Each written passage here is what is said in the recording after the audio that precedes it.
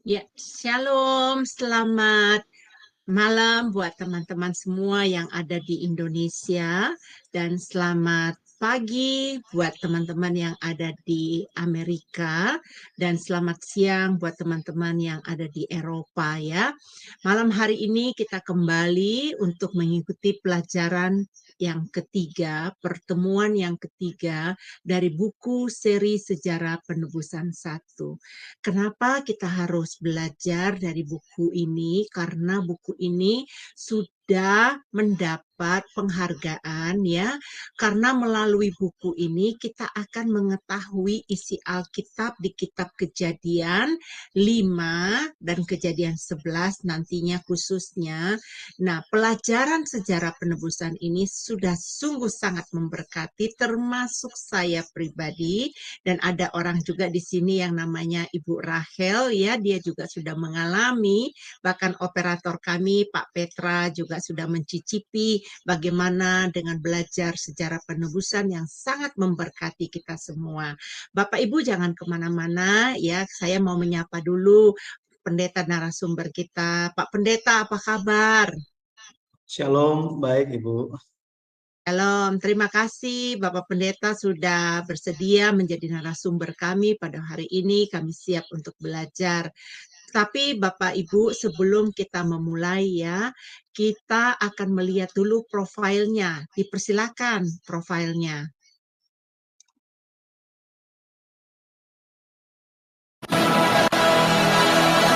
Shalom semua, berjumpa kembali dengan Rima Adonai. Dan pada kesempatan kali ini kita akan berkenalan dengan pembicara kita, yakni Bapak Pendeta Yudi M. Lengkong. Dan berikut adalah profil singkat dari beliau.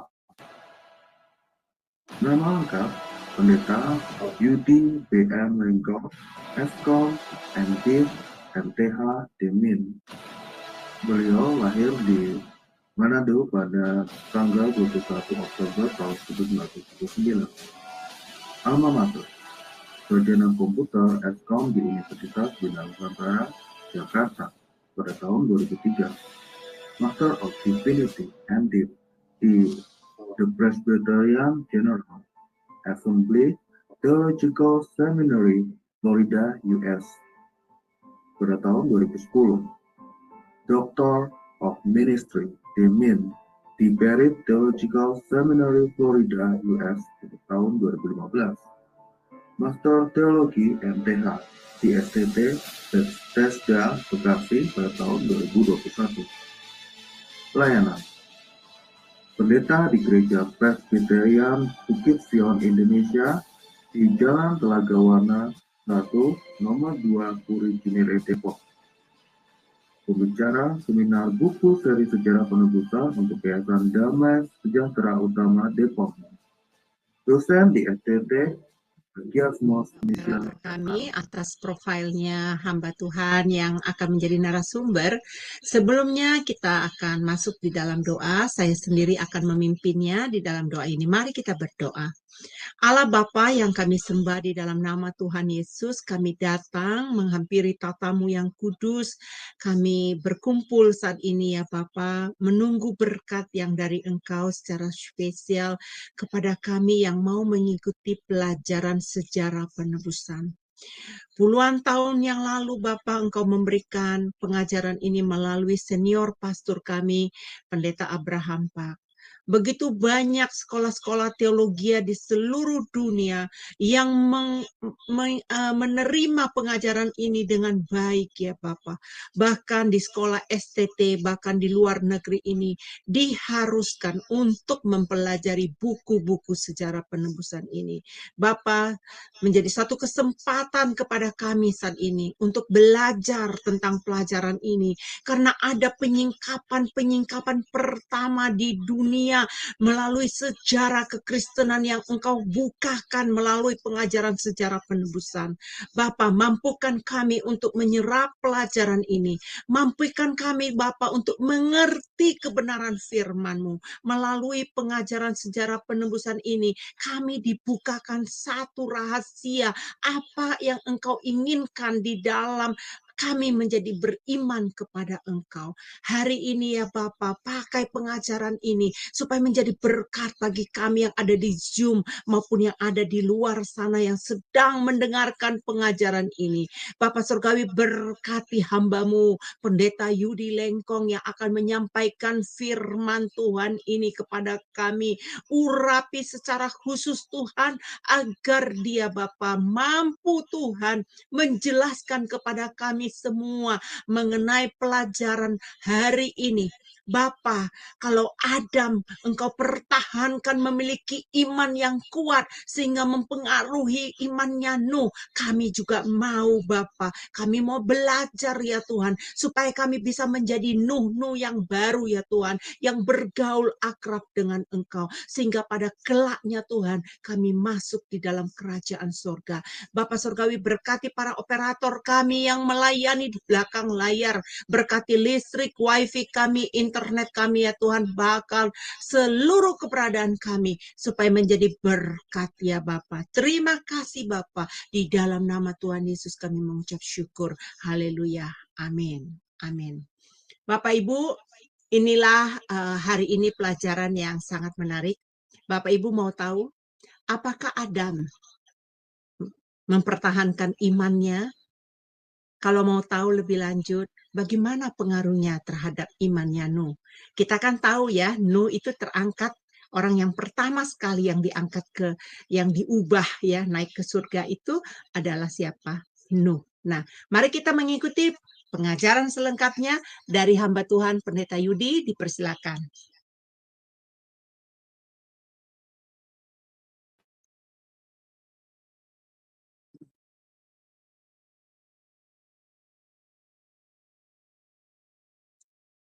Baik, shalom Bapak Ibu semuanya.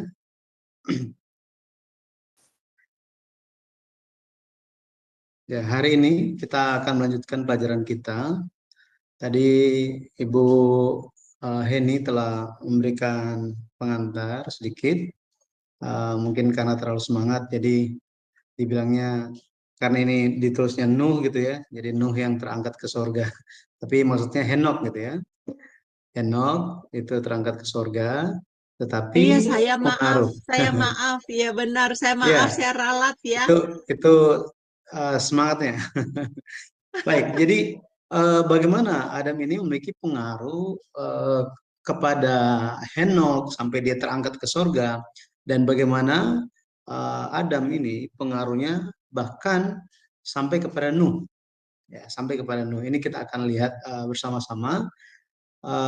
Tapi hari ini kita akan khusus kepada Nuh. Mengenai Henok kita akan bahas dalam pertemuan selanjutnya. Baik, jadi hari ini kita akan lihat bersama-sama tentang pengaruh Adam kepada iman Nuh.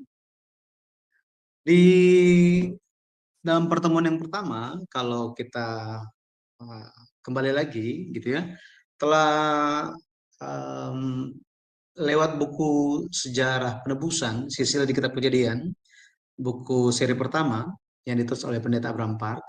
Pendeta Abraham Park melakukan penelitian, secara khususnya buku pertama itu melakukan penelitian tentang silsilah-silsilah di dalam Alkitab, secara khususnya silsilah di Kitab Kejadian. Dan Pendeta Abraham Park memperkenalkan metode yang digunakan, dan beberapa di antaranya itu adalah arti nama. Jadi arti nama tokohnya, sehingga lewat arti nama tokoh kita bisa mengetahui seperti apa zaman ketika tokoh tersebut hidup, kemudian bagaimana iman dari orang tua, bagaimana harapan dari orang tua, lebih lagi dari nama bapa leluhur iman ini tersirat nubuat tentang pekerjaan keselamatan yang akan digenapi oleh Yesus Kristus. Kemudian metode lainnya yang diberikan kepada kita itu adalah kehidupan semasa. Kehidupan semasa ini memberikan kita suatu insight gitu ya, suatu pemahaman yang lebih mendalam tentang bagaimana pengaruh dari setiap tokoh yang hidup semasa. Hari ini, contohnya, hari ini kita memiliki iman karena kita hidup semasa dengan orang-orang tertentu yang di sekitar kita yang memiliki iman. Benar ya? Entah itu dari orang tua kita, atau bapak rohani kita, atau orang teman kita, atau siapapun yang memiliki pengaruh kepada kita sehingga kita bisa bertemu dengan Yesus. Jadi kita tidak bisa mengenal Yesus dengan sendirinya, melainkan lewat siapa? Lewat orang-orang yang lain. Injil itu datang. Nah, mungkin ada yang bilang, oh itu kan bisa saja wahyunya turun langsung. Nah, itu special case kalau Tuhan mau, gitu ya.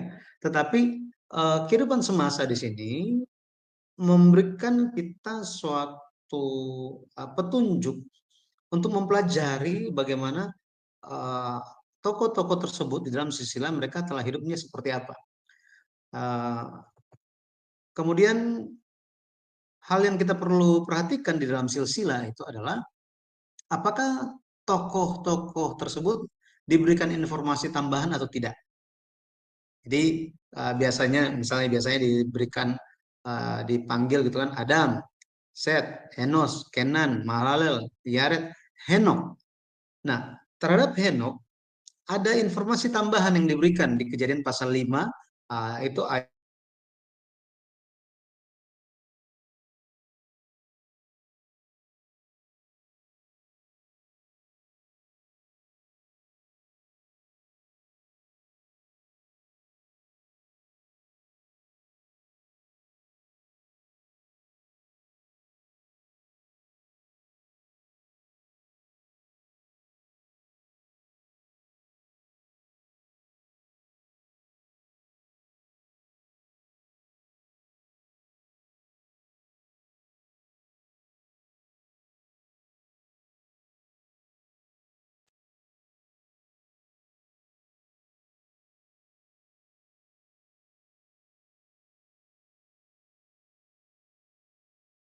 kita telah pelajari.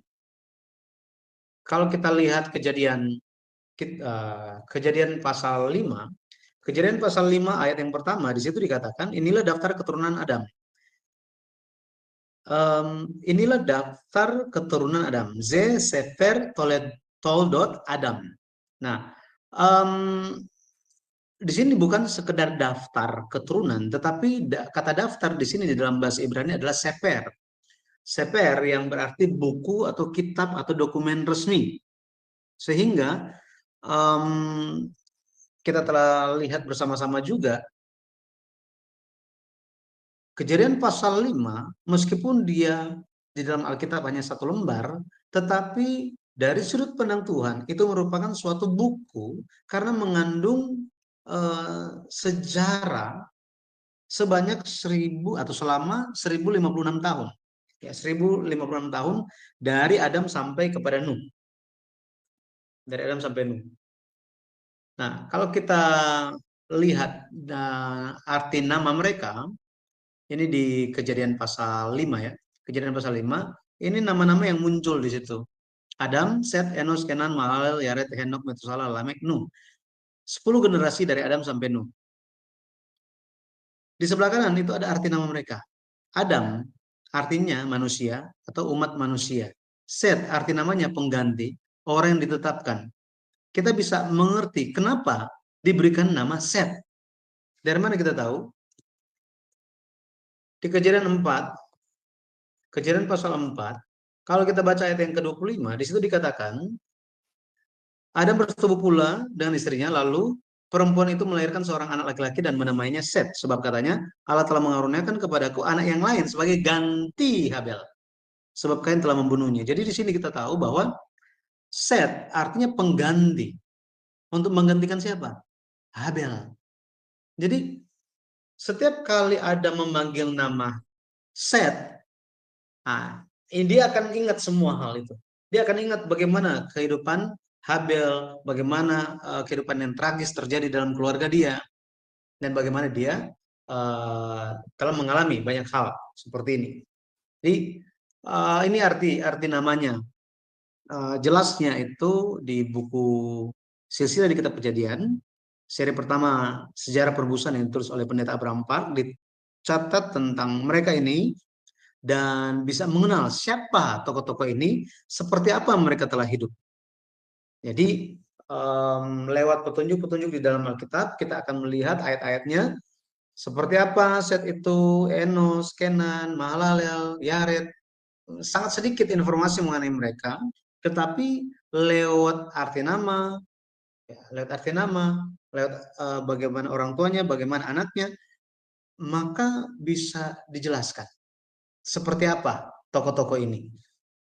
Ya, dan dengan detail ini sebenarnya di buku ada. Kita tidak bahas semua tentang mereka, tetapi kalau kita lihat, kita hanya akan lihat seperti judul hari ini adalah pengaruh Adam terhadap iman Nuh.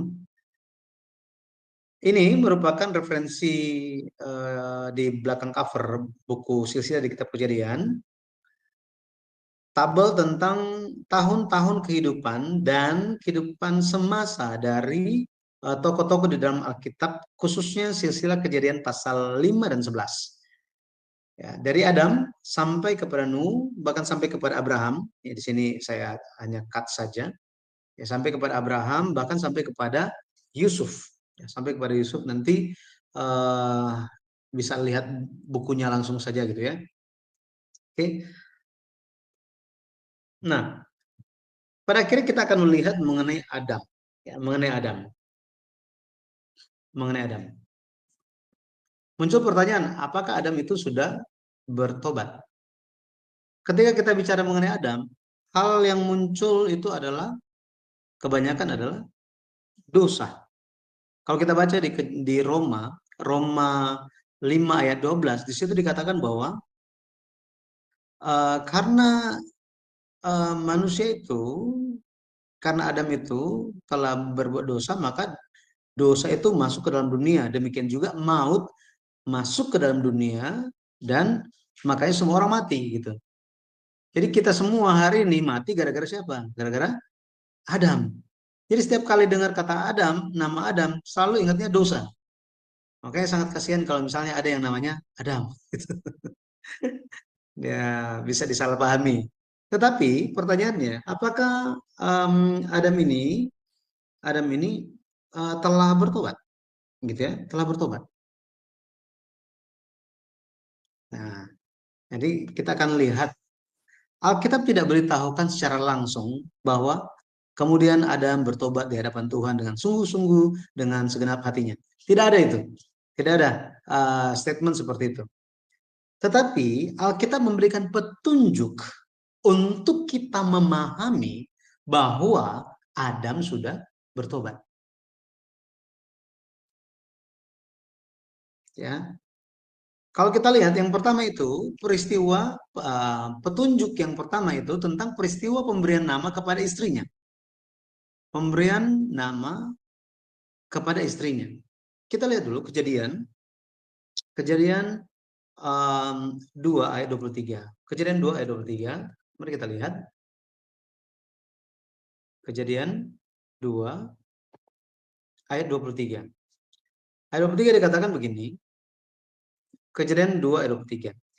Lalu berkatalah manusia itu, inilah dia tulang dari tulangku dan daging dari dagingku. Ia akan dinamai perempuan sebab ia diambil dari laki-laki. Jadi di sini kalau kita baca mengenai proses penciptaan dari perempuan,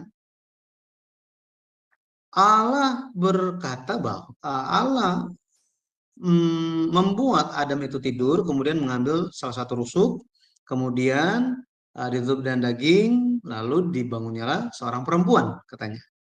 Tetapi ayat 23 katakan bahwa nama perempuan, kata perempuan merupakan sebuah nama, ya, sebuah nama.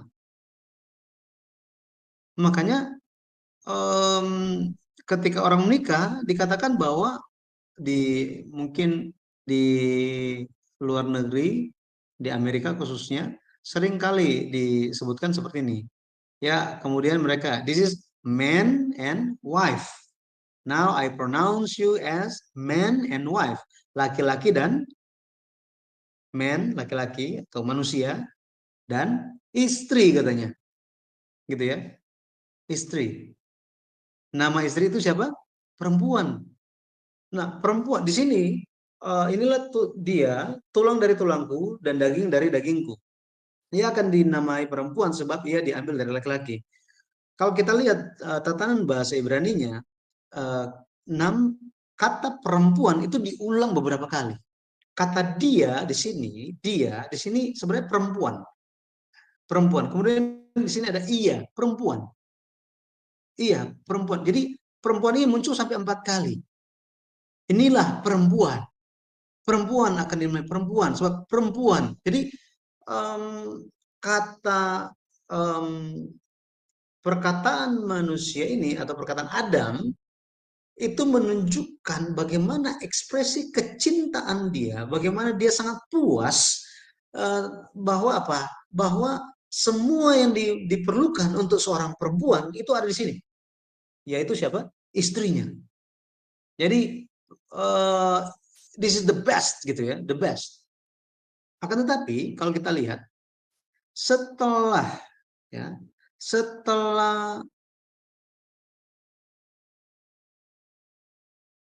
peristiwa kejatuhan itu terjadi, kejatuhan itu terjadi, bagaimana reaksi dari laki-laki? Kalau kita ingat lagi, bagaimana reaksi dia? Reaksi dia adalah begini. Ketika Allah bertanya, Adam, di manakah engkau? Gitu ya. Adam, di manakah engkau? Adam, kalau kita lihat, Tuhan tanya bukan karena Tuhan nggak tahu, karena Tuhan itu maha tahu. Tuhan tanya gara-gara apa? Gara-gara dia menantikan, dia menginginkan pertobatan dari Adam.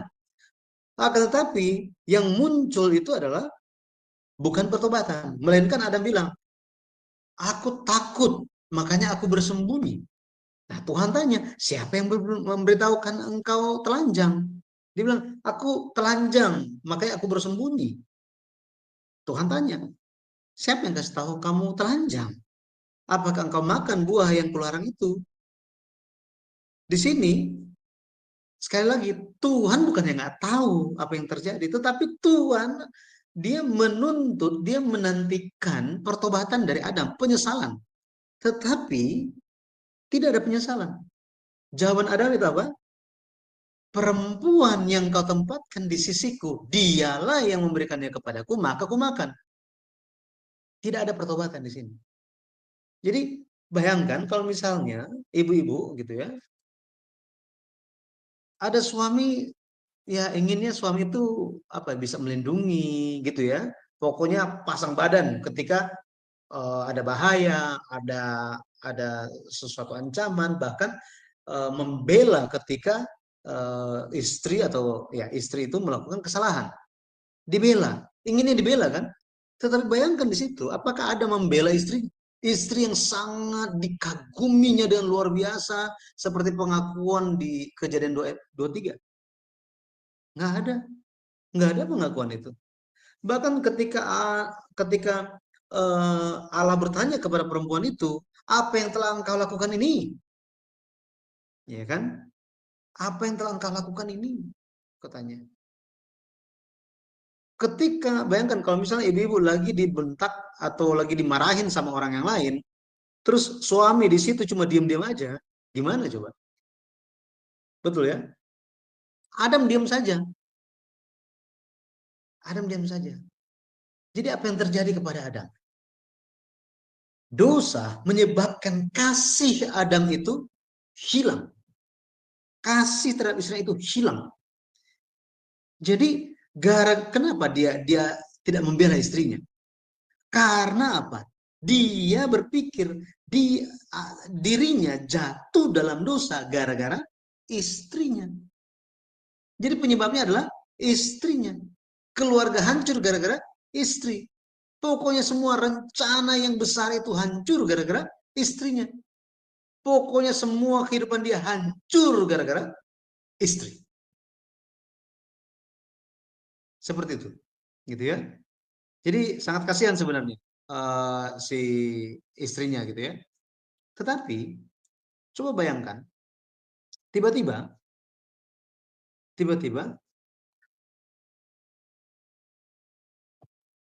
Adam memberi nama kepada istrinya. Kejadian 3 ayat 20. Kejadian 3 ayat 20. Manusia itu memberi nama Hawa kepada istrinya, sebab dialah yang menjadi ibu semua yang hidup.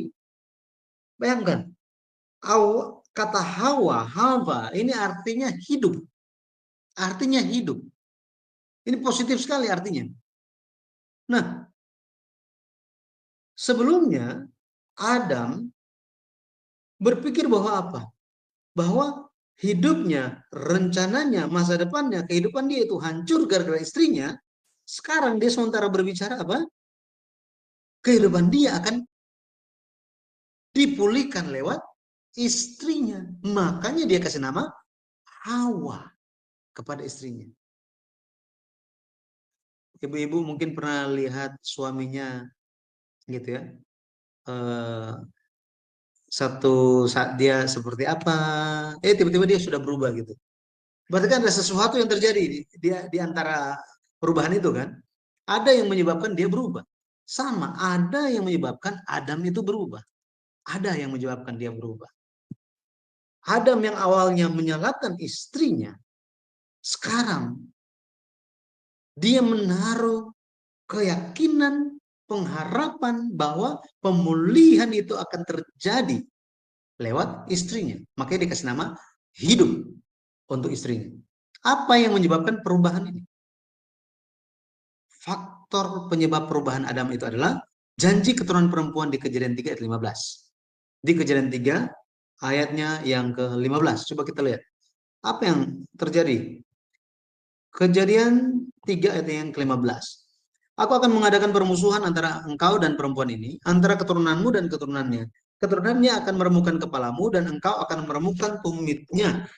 Di sini, ketika Tuhan sementara berbicara kepada ular, Tuhan berkata, akan ada permusuhan. Ini permusuhan di sini adalah, kalau bahasa aslinya itu, bicara tentang memang pertempuran itu yang sangat dahsyat sampai berdarah-darah gitu.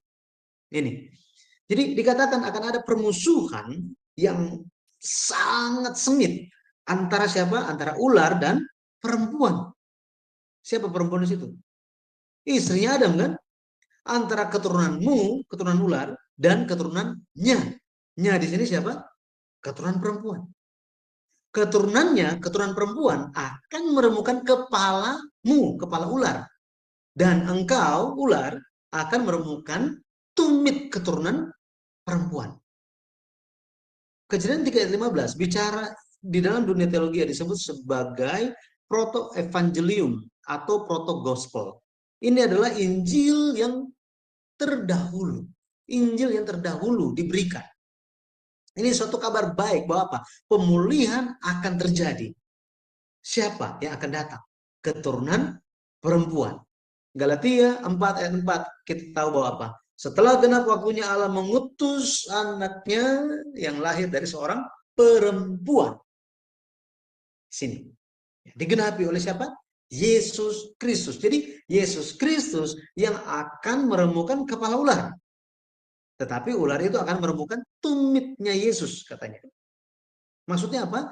Akan menghalang-halangi, berusaha untuk merusakkan pekerjaan, ya, pekerjaan yang dilakukan oleh keturunan perempuan ini. Ini bicara tentang nubuat tentang Mesias, kedatangan Mesias atau Yesus Kristus. Maka kita bisa lihat apa? Adam bisa berubah. Adam bisa memiliki pengharapan lagi. Adam bisa diperbaharui lagi. Adam masa depannya akan cerah lagi. Gara-gara apa? Gara-gara janji keturunan perempuan. Ini yang menyebabkan dia berubah. Dia berubah. Itu sebabnya kita bisa lihat bagaimana Adam pun dia akan introspeksi diri. Adam, dia yang pertama-tama menerima firman dari Allah. Allah tidak berikan firman-Nya langsung kepada perempuan, kepada istrinya. Itu sebabnya Adam memiliki suatu kewajiban untuk mengajarkan firman kepada istrinya. Tetapi di sisi yang lain, sang istri harus proaktif belajar. Seperti ini. Jadi Adam harus mengajar dengan rajin, aktif mengajar. Istri, ya, istrinya harus apa? Harus proaktif belajar. Seperti ini. Jadi tidak bisa sepihak, harus dua belah pihak. Bayangkan kalau misalnya di gereja, pendeta lagi khotbah, kemudian jemaatnya tidur. Betul kan?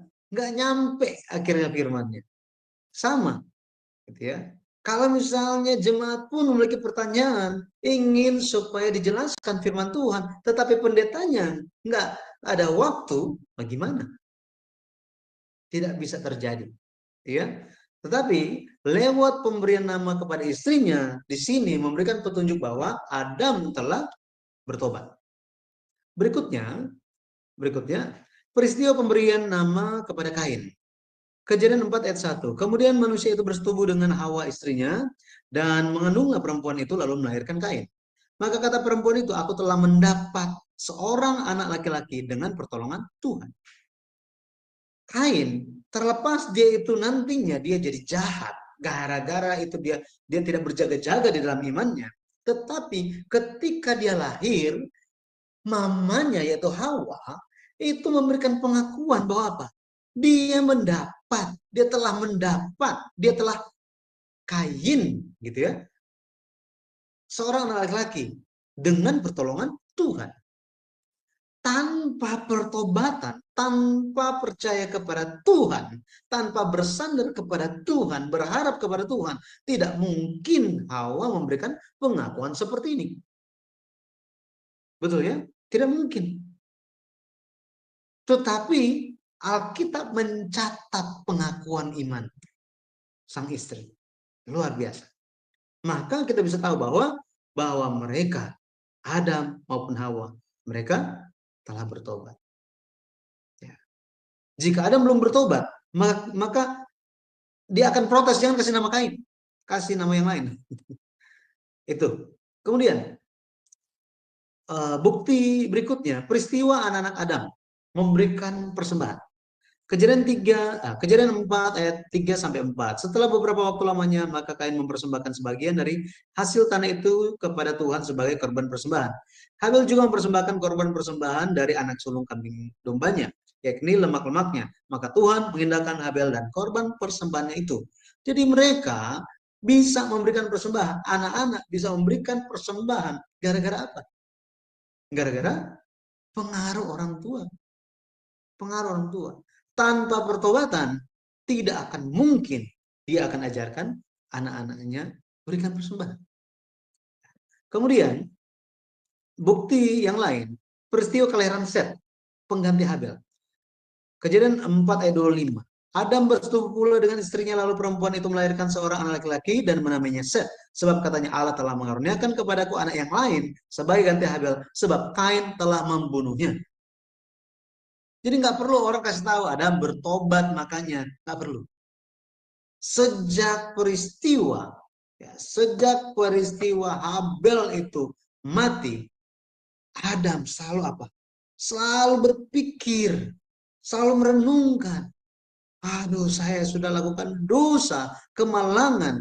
Buah baik dan jahat itu kumakan. Pada akhirnya baik dan jahat itu pun ada di dalamku, ada di dalam keluargaku. Ada. Ya. Hari ini kita semua, siapa yang nggak cuma ada baiknya saja? Ya, siapa yang cuma ada jahatnya saja? Dua-duanya ada di semua manusia. Ya, kecuali dia hilang, ya, ada sesuatu yang salah dalam kepalanya gitu ya. Tetapi kalau kita lihat di sini, sekali lagi, Adam memberikan pengakuan, Allah mengaruniakan kepada, Allah telah mengaruniakan kepada. Dia sangat menyesali kemalangan terjadi kepada keluarga dia. Ya, jadi ini merupakan bukti-bukti ya, bagaimana Adam telah bertobat. Ya, Adam telah bertobat. Moga-moga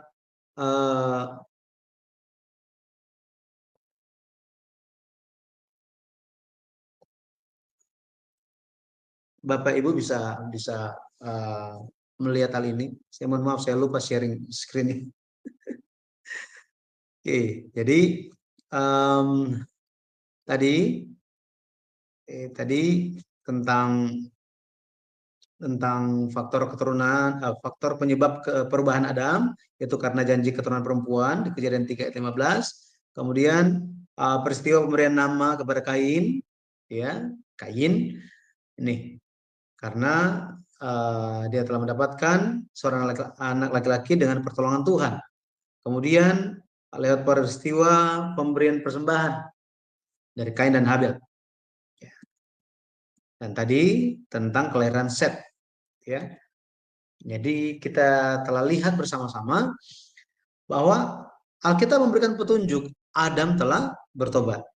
Jadi Bapak Ibu jangan ragu-ragu untuk melihat apa adanya Alkitab sebagai firman Tuhan yang telah memberikan petunjuk bagaimana Adam telah bertobat. Ya. Kita lanjut. Lewat Kejadian pasal 5, ada suatu pesan yang sementara ditunjukkan sebenarnya. Kalau kita lihat format penulisannya, kata mati, mut, ya, mut, itu muncul di Kejadian pasal 5 itu muncul 8 kali. Tetapi kata yalat, memperanakan, itu muncul 28 kali. Ini menunjukkan apa? Ini menunjukkan bahwa pekerjaan hidup itu jauh lebih kuat daripada kematian. Gitu ya. Maksudnya apa? Janji Tuhan itu lebih kuat daripada kematian. Makanya Yesus berkata bahwa apa? Yesus berkata di Yohanes 8 ayat 51. Yohanes 8 ayat 51. Barang siapa menuruti perkataanku, ia tidak akan mengalami maut sampai selama-lamanya. Bayangkan. Jadi janji Tuhan, firman Tuhan itu lebih kuat dari maut. Makanya ketika Yesus katakan, Lazarus, keluarlah. Dia bangun dan keluar. Ya, seperti itu.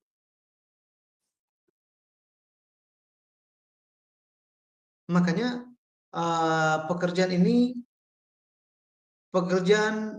kedatangan Mesias itu tidak akan ada yang bisa menghentikannya. Tidak akan ada yang bisa menghentikan jalan kedatangan Mesias yang telah dijanjikan. Ada banyak usaha yang telah dipakai setan untuk menghentikan jalan kedatangan Mesias. Yang pertama apa? Tadi, Kain. Kain dipegang, pada akhirnya direbut. Menjadi milik siapa Kain jadinya? Milik si jahat kan? Terus dipakai untuk bunuh Habel. Bunuh Habel. Ini pekerjaan setan yang mau menghentikan jalan kedatangan Mesias. Di zamannya Nuh kalau kita lihat, keturunan-keturunan Kain mempengaruhi keturunan-keturunan Saleh dari Set sampai cuma 8 orang yang selamat. Adik-adiknya Nuh, ponakan-ponakannya Nuh, cucu-cucunya Nuh, tidak ada yang selamat. Cuma 8 orang anggota keluarga Nuh yang selamat. Kemudian kita lihat di zaman Musa, ya, di zamannya Musa, pekerjaan ini selalu ada. Sampai Yesus datang pun, Herodes ingin membinasakan bayi laki-laki umur 2 tahun ke bawah. Ini, tetapi setiap pekerjaan iblis, pekerjaan kejahatan tidak bisa menghentikan jalan kedatangan Mesias. Karena Tuhan sudah janji. Sama seperti itu, kita semua yang hadir hari ini, bagi kita, Tuhan akan pegang iman kita. Ya, Tuhan akan pegang kita sampai akhir. Nggak ada yang bisa merebut kita dari tangan Bapa. Itu sebabnya mari kita senantiasa untuk mencari Tuhan. Ya. Oke, nah, akhirnya Adam dan Lamek. Ini Lamek ini siapa sih? Lamek ini papanya Nuh. Kita kan lagi mau lihat pengaruh Adam terhadap iman Nuh. Nuh itu punya iman yang luar biasa. Itu datang dari mana? Kita lihat, apakah ada yang mempengaruhi imannya? Kita lihat pewarisan iman perjanjian. Jadi kalau kita lihat Adam hidup itu sampai 930 tahun. 930 tahun, hampir 1000 loh. Pertanyaannya kenapa Adam diizinkan Allah untuk hidup panjang umur? Itu pertanyaannya kan? Itu karena Allah ingin Adam memastikan bahwa iman telah diwariskan. Iman telah diwariskan. Nah, ini pun menjadi tugas bagi kita semua. Kita harus cek dan pastikan apakah iman terhadap Yesus Kristus, percaya kepada firman di dalam Alkitab, apakah ini dimiliki juga oleh anak-anak kita, oleh anggota keluarga kita. Ya. Nah, jadi kalau kita lihat di sini Adam, ya, ini Nuh generasi ke-10. Generasi ke-10. Kalau kita lihat, ya ini kita zoom gitu ya. Kita zoom. Adam, dia hidup sampai siapa sih? Adam dia hidup sampai kepada Lamek. Sampai kepada Lamek ini. Kalau kita lihat tabelnya. Berapa lama Adam hidup dengan Lamek ini? Generasi ke-9. Jadi bapak-bapak, ibu-ibu bisa, kalau metode manual mau hitung, itu bisa hitung misalnya Adam, dia 130 tahun waktu Set lahir kan? Nah, dia dapat cucu umur berapa? Sini. Ya kan? Waktu Set 105 tahun, Enos lahir.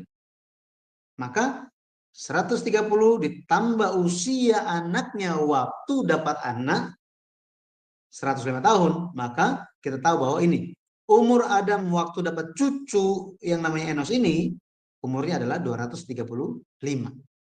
Kemudian waktu Kenan lahir, dia umurnya berapa? Ini umur Adam semua nih, yang di sebelah kiri ini, yang warna hitam, angka-angka warna hitam. Jadi waktu Kenan lahir, Adam berumur 325 tahun. Waktu Mahalalel lahir, Adam berumur 395 tahun. Waktu Yared lahir, Adam berumur 460 tahun. Waktu Henok, Henok yang diubah, diangkat, hidup-hidup ke surga. Dia lahir, Adam umur berapa? 622. Nah, nanti dalam kesempatan berikutnya kita akan bahas mengenai Henok ini. Nah, Metusalah, dia lahir waktu Adam umur berapa? Umur 687. Lamek generasi ke-9, lahir waktu Adam umur berapa? 874 tahun. 874 tahun. Setelah Lamek lahir, Adam masih hidup sampai umur 930 tahun. Maka untuk mencari hidup semasa ini, tahun hidup semasa ini berapa lama, maka usia waktu Adam mati 930 tahun dikurangi dengan usia Adam waktu Lamek lahir. 930 tahun dikurang 874 tahun, kita akan dapat 56 tahun. Apa arti 56 tahun ini? Artinya adalah Adam dan Lamek, generasi ke-9, papanya Nuh, hidup semasa selama 56 tahun. Dan mewariskan iman. Dan mewariskan iman. 56 tahun kehidupan semasa antara Adam dan Lamek, papanya Nuh ini merupakan penyingkapan pertama di sepanjang sejarah dunia. Ya, nggak ada yang komplain mengenai hal ini, statement ini. Nggak ada yang tahu mengenai hal ini. Tetapi Tuhan memberikan pencerahan Roh Kudus terhadap pendeta Abraham Park yang berdoa di atas gunung. Dia berdoa di atas gunung, salah satu gunung yang tertinggi di Korea. Tuhan berikan pencerahan kepada beliau. Dia baca Alkitab itu 1800-an kali. Bukannya dapat wahyu, bukan. Bukannya dapat sesuatu, bukan. Tetapi berdasarkan kasih karunia Tuhan yang bekerja dengan kuat di dalam pendeta Abraham Park, dia semua firman Tuhan yang dia baca itu tampil sebagai film di dalam apa yang dia lihat. Ya, seperti ini. Mungkin muncul pertanyaan, apakah ada bukti bahwa Adam ini telah mewariskan iman kepada Lamek? Atau apakah ada bukti Lamek itu telah menerima warisan iman perjanjian? Ada. Kejadian 5 ayat 29. Lamek bilang apa? Ayat 28 bilang, Lamek, ya, dia umur sekian, dia dapat seorang anak laki-laki. Jadi nggak langsung dikasih nama. Nggak langsung dikasih nama, tetapi diberitahukan apa? Dia mendapatkan seorang anak laki-laki. Coba kita lihat. Kejadian 5 ayatnya yang ke-28 dikatakan begini. Setelah Lamek hidup 182 tahun, ia memperanakan seorang anak laki-laki. Biasanya apa? Biasanya, coba cek Metusalah. Setelah Metusalah hidup 187 tahun, ia memperanakan Lamek. Jadi langsung dikasih tahu namanya. Kalau kita baca lagi gitu ya, ayat 21. Setelah Henok hidup 65 tahun, ia memperanakan Metusalah. Jadi nama papanya, kemudian langsung nama anaknya. Tetapi di ayat yang ke-28, bentuk pencatatannya berbeda. Ini ada tujuannya untuk menarik perhatian sang pembaca. Memperhatikan hal ini. Setelah Lamek hidup 182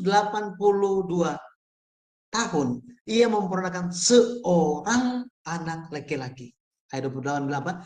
Dan memberi nama Nuh kepadanya. Nah, di sini. Apa pengakuannya? Anak ini akan memberi kepada kita penghiburan dalam pekerjaan kita yang penuh susah payah di tanah yang telah terkutuk oleh Tuhan. Bayangkan, Lamek memberikan nama Nuh. Nuh artinya penghiburan, istirahat, perhentian, sabat. Ini artinya. Lamek sementara memberikan suatu pengakuan, suatu pengharapan atas keadaan yang mereka sedang alami. Tetapi pekerjaan yang susah payah ini, tanah yang telah terkutuk oleh Tuhan, ini merupakan firman yang Allah sampaikan kepada siapa? Siapa? Ya, benar. Kepada Adam. Kejadian 3 ayat 17. Tuhan bilang kepada Adam, terkutuklah tanah karena engkau dengan bersusah payah engkau akan mencari rezekimu dari tanah seumur hidupmu. Jadi firman ini yang Adam terima dari Tuhan telah sampai kepada Lamek.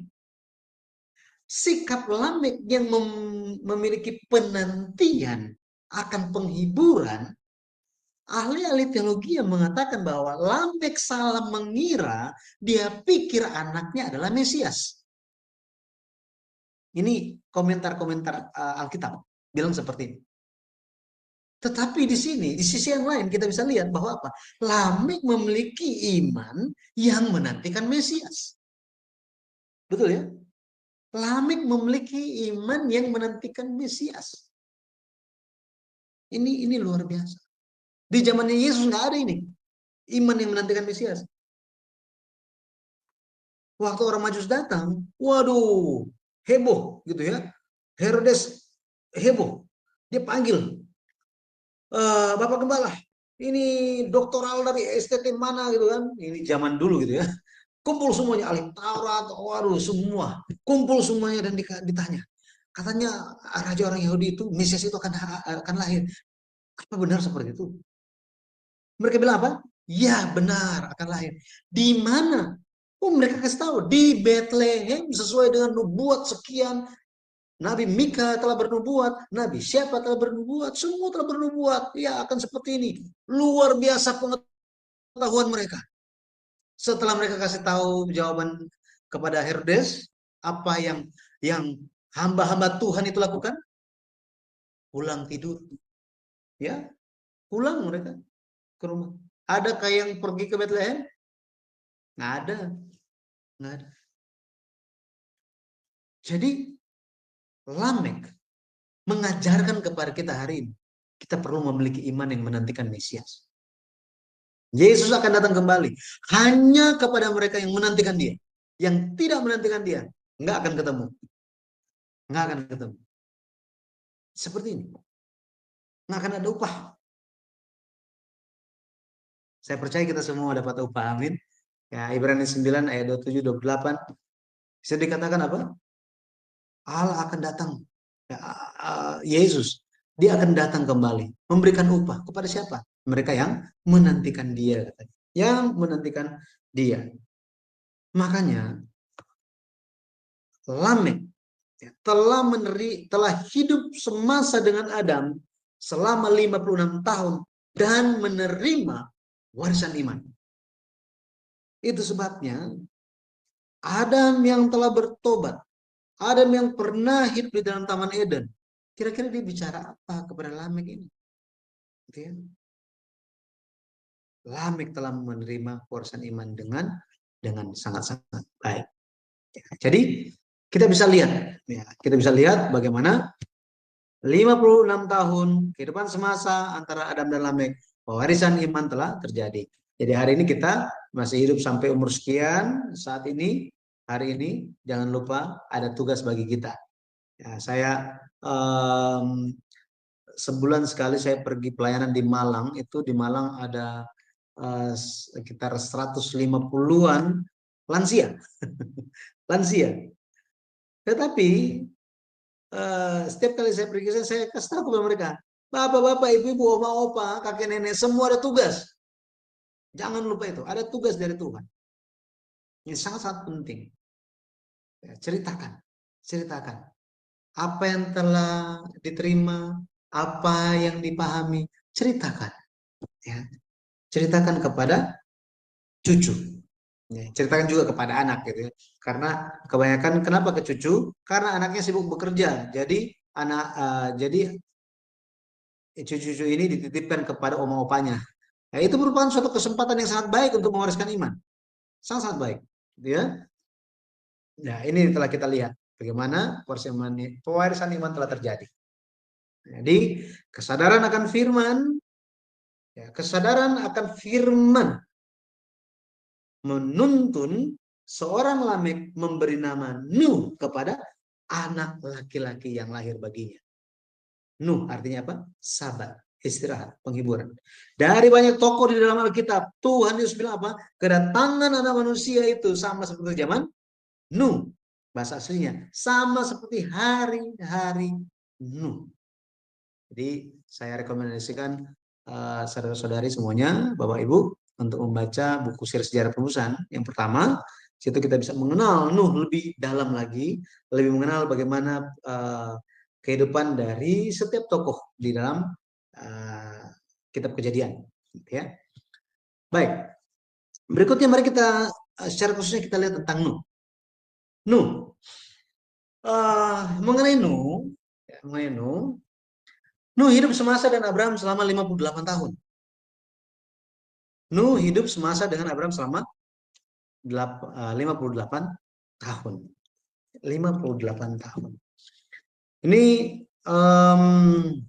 sebenarnya pembahasan ini mungkin di dalam yang kelima kita akan lihat. Tetapi saya pikir ya kita bahas saja karena ini langsung tentang Nuh, bagaimana Nuh juga yang telah menerima pengaruh iman, ya, pengaruh iman lewat ayahnya, dia kan begini, Adam itu bukan orang biasa, bukan manusia biasa. Dia pernah hidup di Taman Eden sebelum kejatuhan. Dia telah merasakan seperti apa indahnya, luar biasanya, bersama-sama dengan Tuhan. Wow, berjalan bersama dengan Tuhan di dalam Taman Eden. Dan dia lihat apa yang terjadi di luar Taman Eden. Adam itu hidup semasa dengan papanya Nuh. Kira-kira Nuh ini akan tanya apa kepada papanya?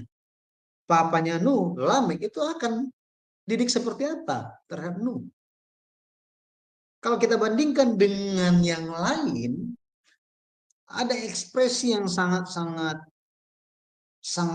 menyimpang sebenarnya. Kalau kita lihat, Bapak pelur di Kejadian pasal 5 itu biasanya mereka itu dapat anak, ya, dapat keturunan itu di usia seratusan, udah max itu seratusan, gitu ya. Tetapi Nuh dia baru mendapatkan anak setelah 500-an tahun. Bayangkan coba, setelah berapa? 500-an tahun. Nah ini apa yang terjadi, gitu ya? Apa yang terjadi?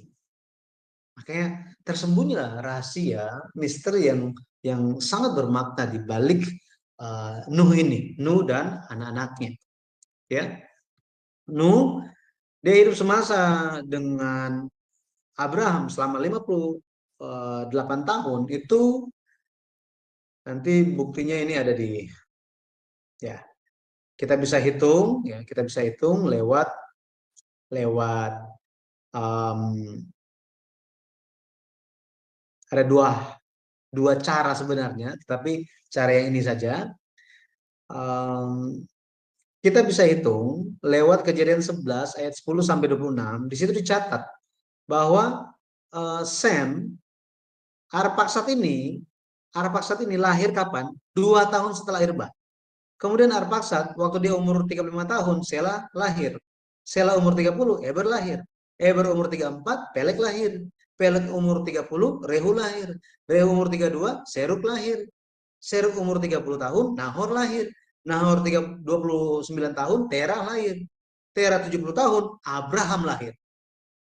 Jadi kalau kita jumlahkan semuanya tahun-tahun ini sejak air bah itu, maka Abraham lahir 292 tahun setelah air bah. Kejadian 9 ayat 28 katakan, Nuh masih hidup 350 tahun setelah air bah. Maka kalau kita lihat, kita hitung 350 dikurang 292 tahun, kita akan dapat 58 tahun. 58 tahun. Nuh dan Abraham hidup semasa. Ini merupakan penyinggapan pertama di sepanjang sejarah dunia oleh pendeta Abraham Park lewat buku yang pertama, seri sejarah penebusan, silsilah di kitab Kejadian. Wah, sangat menarik. Ya. Apa yang terjadi? Bagaimana Abraham bisa menerima iman dari seorang Nuh? Ini generasi ke-10 dari Adam bertemu dengan generasi ke-20 dari Adam. Luar biasa. Bahkan Sem itu, Sem masih hidup, Abraham udah mati. Jadi Abraham mati, Sem masih hidup, Arpaksad masih hidup, bahkan Eber masih hidup. Ini luar biasa. Ya. Jadi seperti itu, kita bisa melihat bagaimana iman itu terus-menerus diwariskan. Pada akhirnya hari ini kita disadarkan kembali bahwa iman itu sangat perlu untuk diteruskan, ya sangat perlu untuk diteruskan. Sekarang ini ada banyak sekali tantangan yang terjadi di dunia ketika banyak hal yang bisa memberikan pengaruh yang kuat untuk mencegah terjadinya pewarisan iman. Nah, itu sebabnya bersyukur lewat kita semua yang hadir. Mari kita melanjutkan pewarisan iman ini, jangan sampai benang merah dari Adam sampai kepada Nuh, sampai kepada Abraham, sampai kepada Yesus, sampai kepada kita putus. Jangan sampai terputus, melainkan mari kita lanjutkan secara terus menerus. Saya berdoa di dalam nama Tuhan Yesus Kristus, kita bisa terus menjadi orang-orang yang bermisi tugas dalam mewariskan iman lewat firman Tuhan dalam Alkitab. Oke, hari ini kita akan sampai di sini. Nanti kita akan lihat di dalam pertemuan berikutnya itu tentang Nuh dan tentang Henok, ya, tentang Adam dan Henok. Kemudian nanti kita akan lihat tentang Nuh, ya, bagaimana imannya Nuh secara khususnya, dan kita akan lihat tentang misteri perpendekan umur di Kejadian pasal 11. Dan pada akhirnya kita akan bicara tentang bagaimana munculnya seorang Abraham. Ya. Baik, saya kembalikan kepada host. Terima kasih. Baik, makasih Bapak Pendeta untuk pemaparan hari ini mengenai imannya yang diwariskan kepada Nuh. Bapak Ibu boleh bertanya ya untuk sesi ini, dikasih waktu untuk tanya jawab. Tapi sebelumnya Bapak Ibu izinkan saya untuk menayangkan sesuatu terlebih dahulu ya. Bapak Ibu besok Zoom kami akan ada pengajaran lanjutan yang kedua mengenai panggilan berteologi ya. Itu dibawakan oleh narasumber Pendeta Dr. Edwin Sihaloho. Dia adalah dosen saya di RBO Rumah Belajar Online Eklesia. Jadi Bapak Ibu besok bisa mengikuti pelajarannya mulai jam 19 WIB. Kemudian acara berikutnya jam 21 WIB di hari Sabtu besok, pelajaran lanjutan dari kitab Kejadian. Pak Lukas akan membahas tentang antara Hagar dan Keturah ya, jam 21 WIB. Kemudian hari Minggu kami ada ibadah online. Ini adalah Bapak Gembala kami di Zoom Sema Adonai. Dia akan membahas seri kedua untuk orang percaya yang menang atas pencobaan. Saya berharap Bapak Ibu bisa ikut serta di sepanjang ibadah ini dan juga pembelajaran-pembelajaran Sema Adonai, karena selama 1 minggu dari hari Senin sampai hari Minggu Zoom kami tetap ada acara. Dan kemudian Bapak Ibu, ini channel-channel yang live bersama kami hari ini adalah channel Sema Adonai. Channel Sema Adonai ini Bapak Ibu tolong subscribe, karena ada beberapa renungan yang kami live-kan hanya khusus di acara Zoom Sema Adonai. Jadi Bapak Ibu mungkin bisa supaya nggak ketinggalan. Dan kemudian juga Bapak Ibu bisa mengulang apabila tadi Bapak Ibu tidak mencatat dalam setiap pembelajaran-pembelajaran, dapat dilihat ulang dari channel Sema Adonai ya. Dan tolong bagikan juga kepada teman-teman yang lain supaya mereka juga mendapatkan berkat yang sama. Kita harus membangun saudara-saudara kita yang lain, Bapak Ibu, untuk mereka juga mau belajar firman Tuhan.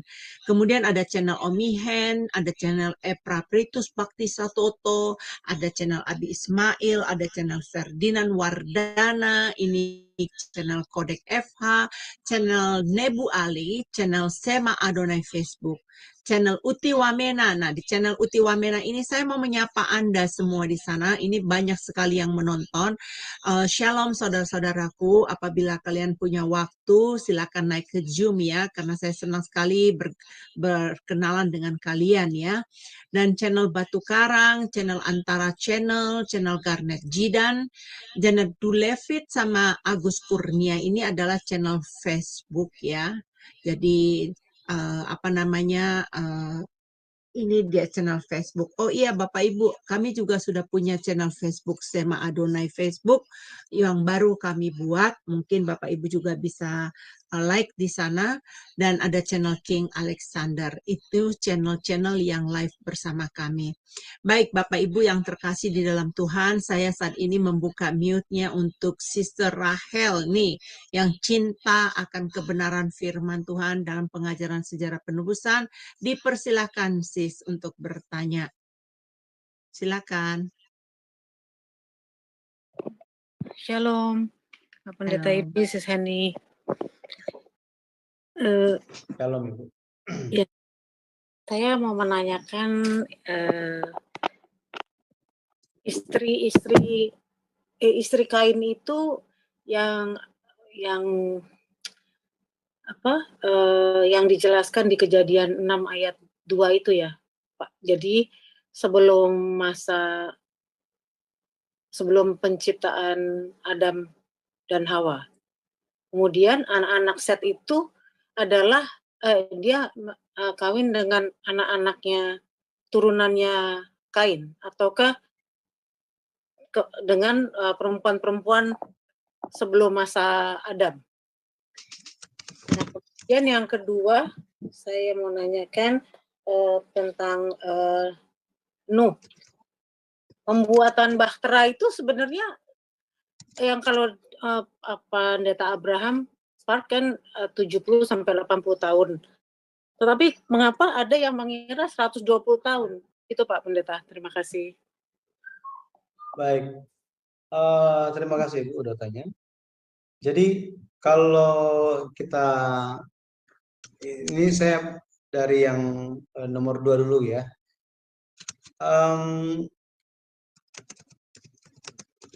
Banyak pandangan yang ya komentar-komentar Alkitab banyak sekali yang menyebutkan mengenai hal ini, bahwa pembangunan Batra Nuh itu 120 tahun. Itu karena ada satu ayat di Kejadian pasal 6 ayat yang ketiga. Kejadian 6 ayat yang ketiga. Jadi kalau saya share screen-nya, saya bacakan ya.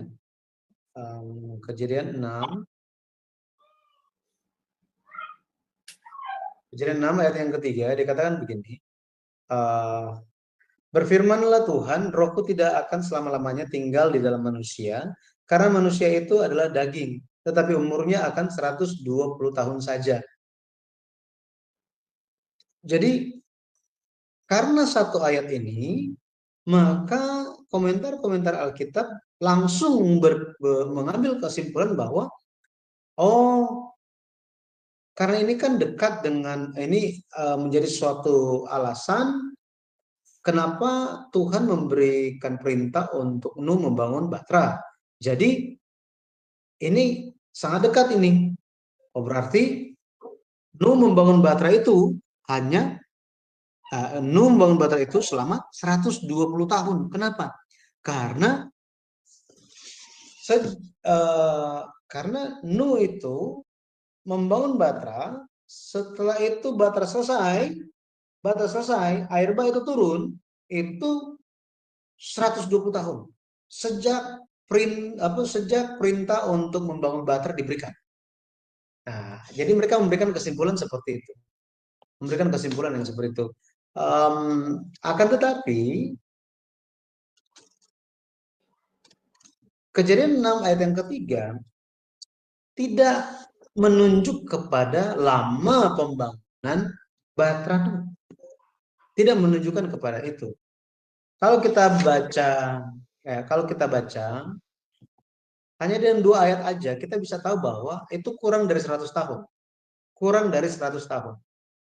Coba kita lihat ya. Kejadian 7 ayat yang ke-6. Kejadian 7 ayat yang ke-6 dikatakan begini. Nuh berumur 600 tahun ketika air bah datang meliputi bumi. Ayat yang ke-11, kalau kita lihat, ditekankan lagi di situ. Pada waktu umur Nuh 600 tahun, tanggalnya diberikan. Pada bulan yang kedua, pada hari yang ke-17 bulan itu. Pada hari itulah. Nah, jadi kita bisa lihat, air bah terjadi waktu Nuh umur 600 tahun. Sekarang, dia dapat anak umur berapa? Kejadian 5, ayat yang ke-20, ayat 32, dikatakan bahwa setelah Nuh berumur 500 tahun, ia memperakkan Sem, Ham, dan Yafet. Ini bukannya kembar ya, bukan. Ekspresi ini artinya apa? Ketika dia berumur 500 tahun, dia mulai dapat anak. Sem, Ham, dan Yafet. Maka 600 dikurang 500 itu saja sudah 100 tahun. Betul ya? Lebih lagi kalau kita baca perintah Tuhan di Kejadian 6 ayatnya yang ke-18. Ayat yang ke-18 dikatakan apa? Tetapi dengan engkau aku akan mengadakan perjanjian itu. Engkau akan masuk ke dalam Batra itu. Engkau di sini bicara tentang Nuh ya. Engkau bersama-sama dengan anak-anakmu dan istrimu dan istri anak-anakmu. Maksudnya apa? Perintah untuk membangun Batra diberikan setelah Nuh dapat anak, lebih lagi dapat anak mantu. Bukan cuma satu, tetapi apa? Sem, Ham, dan Yafet sudah married semuanya, cuma belum ada cucu. Maka kalau kita lihat di sini, misalnya gitu ya. Misalnya Sem itu married, Sem, Ham, Yafet itu married, menikah itu ketika umur 20 tahun, misalnya gitu ya. misalnya 20 tahun. Maka dari umur Nuh itu berarti apa? Umur Nuh berarti sekitar 520 tahun. 500 berapa? 20 tahun. 600, ketika umur Nuh 600 tahun, air bah itu terjadi. Misalnya Sem itu menikah, dia umur 520 tahun, maka 600 kurang 520 itu sudah 80 tahun. Sem, Ham, Yafet kalau mereka menikah, misalnya ada jarak 1 tahun di antara mereka menikah, atau ada jarak 2 tahun dan seterusnya, maka pembangunan Batra itu, Nuh membangun Batra hanya sekitar 70 sampai 80 tahun. Jadi itu Ibu, gara-gara satu ayat itu. Tetapi ayat ini sebenarnya di Kejadian pasal 6 ayat 3 lebih ini ada pandangan gitu ya, ada pandangan yang menyatakan begini. 120 tahun ini merupakan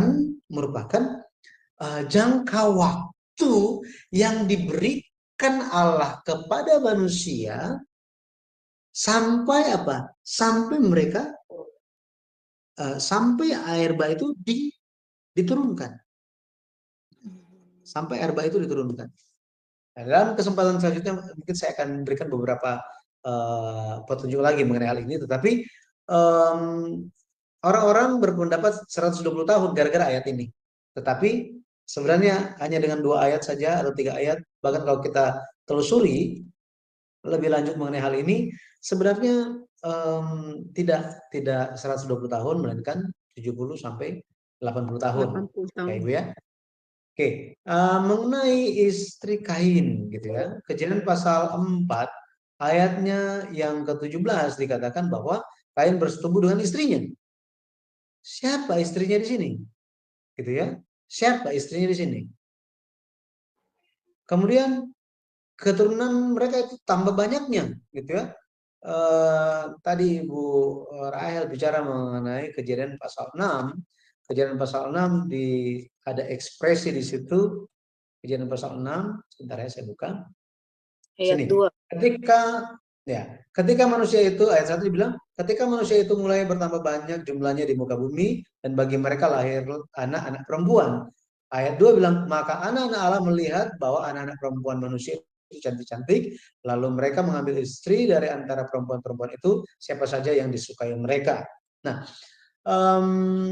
Kejadian pasal 6, ini dari kaum liberal, menyatakan bahwa anak-anak Allah ini menunjuk kepada malaikat yang telah jatuh. Ya, malaikat yang telah jatuh, kemudian itu menikah dengan manusia gitu ya, mereka kawin, dan makanya itu banyak raksasa dan lain-lain gitu ya. Akan tetapi itu tidak tepat pandangan itu. Ayat 1 dan ayat 2 di sini lebih berbicara mengenai keturunan Kain dan keturunan Set itu tercampur. Anak-anak Allah di sini menunjukkan anak-anak lelaki Allah, bahasa aslinya. Anak-anak lelaki Allah. Jadi mereka yang memiliki firman, memiliki perjanjian Tuhan, mereka mengambil istri dari keturunan Kain. Mereka tercampur. Tetapi tercampurnya ini bukan hanya badan saja yang menjadi satu, tubuh dua menjadi satu, tetapi juga ideologi, pemahaman, kepercayaan, itu semua jadi campur jadi satu. Dan Tuhan melihat ini suatu hal yang tidak baik. Gitu ya. Ini merupakan suatu kejahatan. Makanya Tuhan cek dan dia lihat ya, kejahatan sudah ya, penuh di bumi, gitu ya. Nah, kembali ke pertanyaan tadi. Jadi, apakah mereka Kain mengawinkan dan lain-lain? Ada pandangan, ada pandangan bahwa ini pandangan ya, pandangan teologi ya, yang mengatakan bahwa itu adalah mereka saling kawin, mengawinkan. Ini ya, saling kawin, mengawinkan. Oh berarti dosa incest dong. Nah, dari kalangan yang menyuarakan pendapat ini mengatakan bahwa di zaman itu merupakan zaman permisif.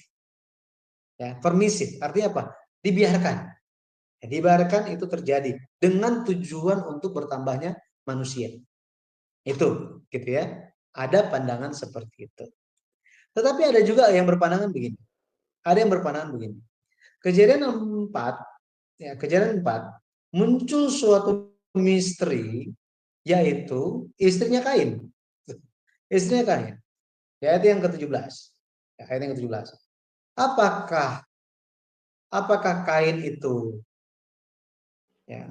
itu menikah dengan adiknya sendiri, ataukah ada manusia yang lain selain mereka? Nah, ini muncul ya pertanyaan-pertanyaan yang seperti itu. Karena di sini kota di dalam bahasa Ibrani menunjuk kepada suatu kota, menunjuk kepada kota yang sudah maju. Ya, satu keluarga nggak mungkin membangun sebuah kota, melainkan apa? Banyak orang, gitu. Makanya ada yang berpendapat itu apakah sudah ada manusia yang lain selain daripada keluarga Adam, gitu ya. Dari situ muncul pertanyaan-pertanyaan yang lain, muncul pertanyaan-pertanyaan yang lain. Jadi ketika Tuhan mengutuk Kain, Tuhan bilang bahwa dia akan menjadi pelarian, katanya. Di Kejadian 4 ayat yang ke-12. Kain menjawab di ayat yang ke-14. Seorang pelarian, pengembara di bumi. Terus apa? Barang siapa yang akan bertemu dengan aku, tentulah akan membunuh aku. Jadi Kain, dia takut dibunuh oleh orang. Ini bukan bicara tentang binatang buas, bukan. Manusia. Loh, kan mereka cuma ada Adam, Hawa, Habil udah mati, tinggal Kain. Dia takut sama siapa? Harusnya dia nggak takut, cuma bertiga kok. Iya kan? Dia takut sama siapa? Nah, ini menjadi suatu pertanyaan. Kemudian Tuhan seharusnya bilang apa? Nggak usah takut, cuma kalian bertiga mau takut sama siapa? Agak jauh aja perginya. Tapi tidak seperti itu. Tuhan bilang apa? Sekali-kali tidak. Barang siapa yang membunuh Kain akan dibalaskan kepadanya 7 kali lipat. Nah, kemudian Tuhan menaruh tanda pada Kain supaya jangan dibunuh oleh barang siapapun yang bertemu dengan dia. Dari sini Tuhan setuju bahwa apa? Kain bisa saja dibunuh kalau ketemu dengan barang siapapun. Makanya dikasih perlindungan, satu tanda untuk dia itu dilindungi, gitu ya, supaya dia tidak dibunuh. Muncul pertanyaan, apakah ada manusia yang lain pada waktu itu? Muncul lagi pertanyaan. Ini jadi saya nggak menjawab, Ibu, saya cuma kasih pertanyaan lagi. Ya. Di ayat yang ke-22 dikatakan, Zila juga melahirkan anak, yakni Tubal Kain, bapak semua tukang tembaga dan tukang besi.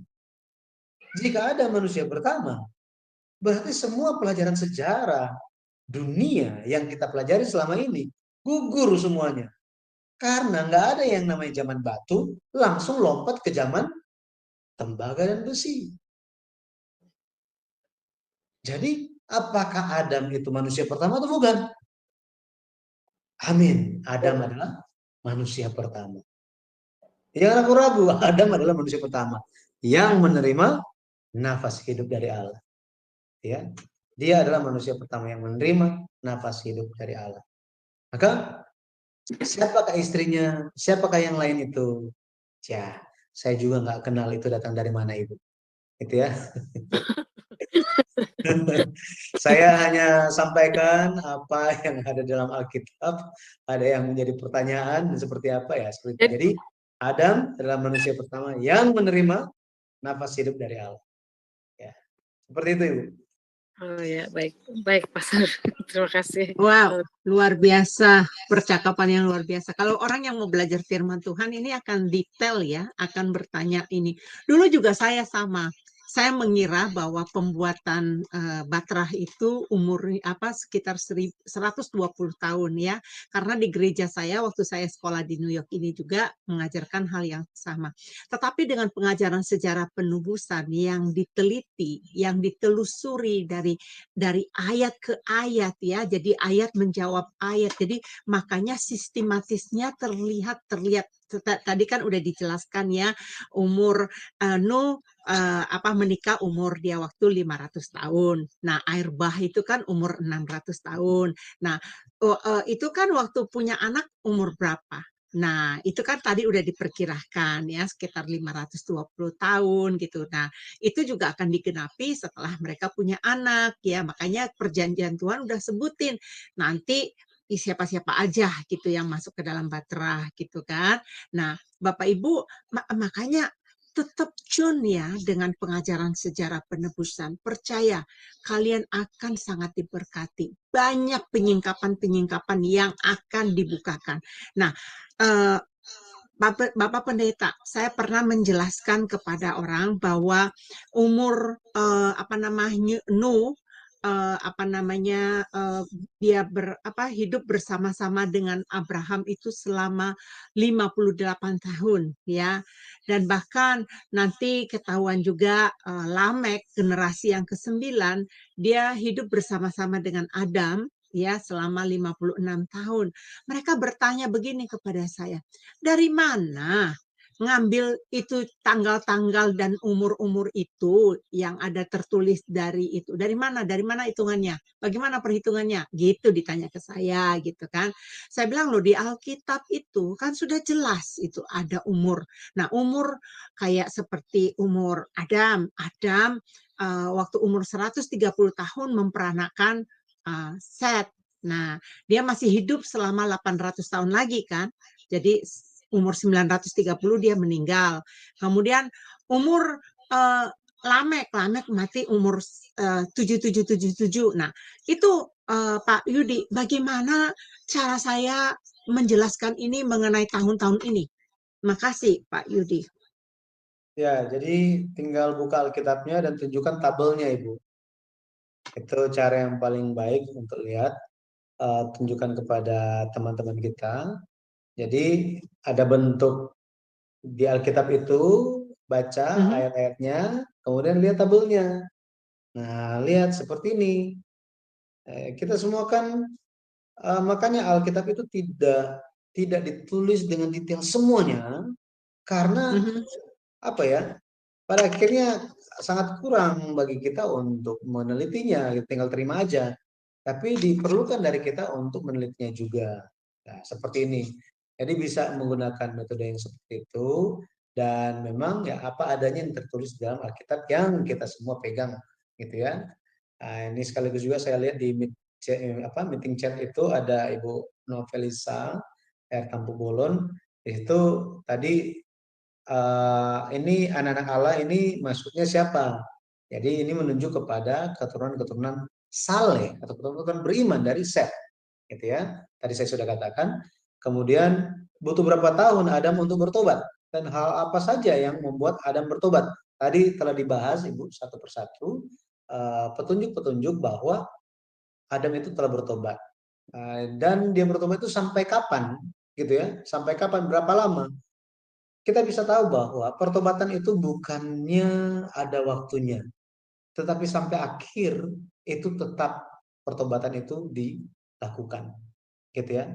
Pertobatan itu tetap dilakukan. Makanya ketika Yesus Kristus datang, sebelumnya Yohanes Pembaptis datang, yang diserukan itu adalah apa? Bertobatlah, gitu ya. Bertobatlah. Ketika Yohanes Pembaptis ditangkap pun ditangkap masuk penjara, Yesus pada akhirnya menyerukan seruan dari Yohanes Pembaptis, bertobatlah, gitu ya. Pada akhirnya pertobatan itu yang menjadi jalan bagi kita untuk kembali kepada Tuhan, untuk diterima oleh Tuhan. bahkan sampai orang yang sebelum mati pun itu kebanyakan yang kalau saya ketemu gitu ya, itu masih bertobat. Artinya apa? Seluruh kehidupan kita itu adalah kehidupan yang bertobat. Bertobat itu bicara tentang apa sih? Bertobat bukan sekedar minta ampun tentang suatu hal. Bukan. Bukan hanya itu saja. Kalau bahasa Ibrani itu bicara pertobatan itu berbalik syuh, berbalik ya. 180 derajat itu berbaliknya. Oke. Kemudian di bahasa Yunani-nya itu metanoia, itu ganti raja, ganti majikan. Artinya kita menjadikan Yesus sebagai raja kita. Sampai kapan? Betul ya, sampai kapan? Ya sampai akhir. Nah, dan lewat semuanya, maka kita bisa memahami bahwa Adam dia bertobat. Sejak kapan? Sejak dia menerima janji keturunan perempuan di Kejadian 3:15, dia terus bertobat itu. Diajarkan anak-anaknya memberikan persembahan. Betul ya?